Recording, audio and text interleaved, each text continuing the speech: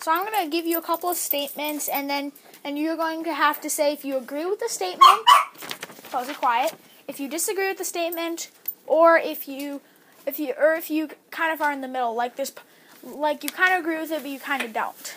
Okay. Okay, so the first statement is, the American Revolution freed the colonies from tyranny. So my answers are agree, disagree, or something else? Agree, disagree, or you're on the fence. You're not quite sure. Agree. Okay, and why do you think this? Because the Americans became free from England and the crown, and they gained freedom of religion and freedom of assembly. And Okay.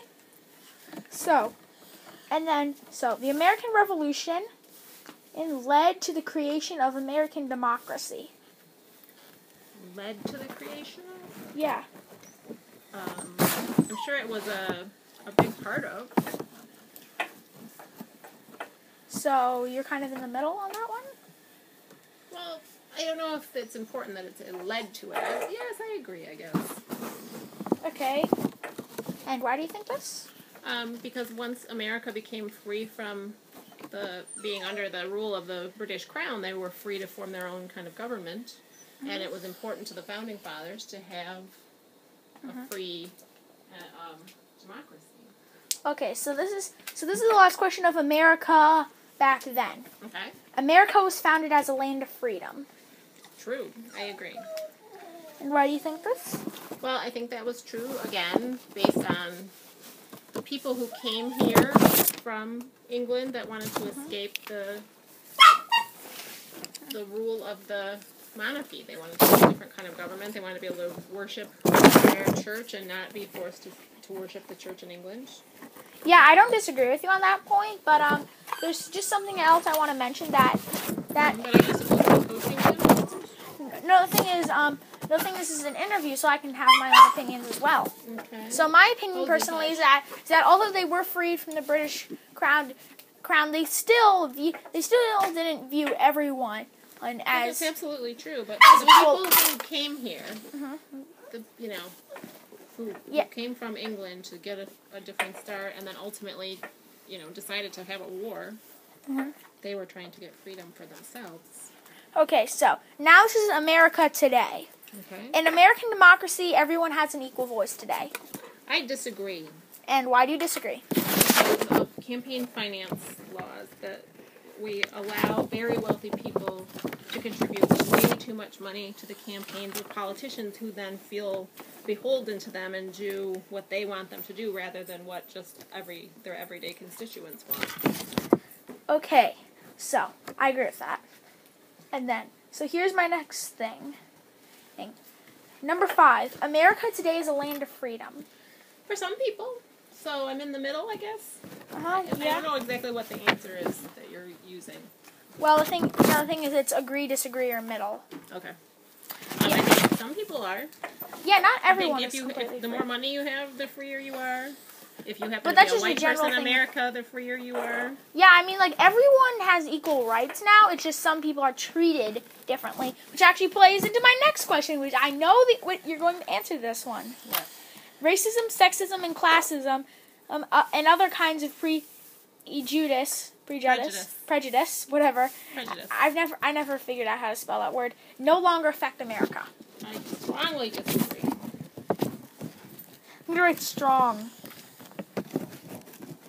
And why do you think this? Gosh, because women make about 70-something cents on the dollar for every dollar that men make, because people say the most horrible things about our African-American president, strictly because he's African-American and not based on his abilities. Because black men are getting shot by policemen all over the country. Baltimore, Ferguson. Yeah. And also, darn you rich people. Yeah. Anyway, so this is the last section, an ideal society. So, the individual rights and freedoms are more important than the greater good. That's hard. Yes, in general. Yeah, and why do you think this? Because I think when you do things for individuals, ultimately it will positively affect the greater good. So that means... Americans, the kind of people who came to America and went on the frontier, they're just the kind of people who believe in individuality and but at the same time I believe in taking care of people who can't take care of themselves. Yeah, exactly. So the greater good is sometimes more important than individual rights and freedoms. Sure. Okay? Sometimes. Yeah, because as well, this is just my opinion on that. The thing is, I actually kind of disagreed because, I mean, like, well, actually, no, hang on. I actually do agree with it because sometimes you have to be able to make sure, like, for example, if you have a decision that can, like, for example, if you can make a decision that well, let me say this affects one person, that affects one person positively, if you make a decision, or if you don't make the decision, it affects thousands of people. Well, I think for a perfect example of that is environmental laws. Like, somebody might be super wealthy and can afford to fly an airplane every single day, but that hurts our environment, and so we make rules and regulations about, emissions and all different things like that. So that, yeah. And that's for the greater good, because, there are a few rich people who are going to, ruin the earth unless we make some laws for the greater good. Okay, so it is better to be ignorant and happy than to be aware and upset. I don't agree with that. Yeah, okay, so you don't agree, and why is that? I think, well, first of all, just on a personal level, I don't like to be ignorant. I feel more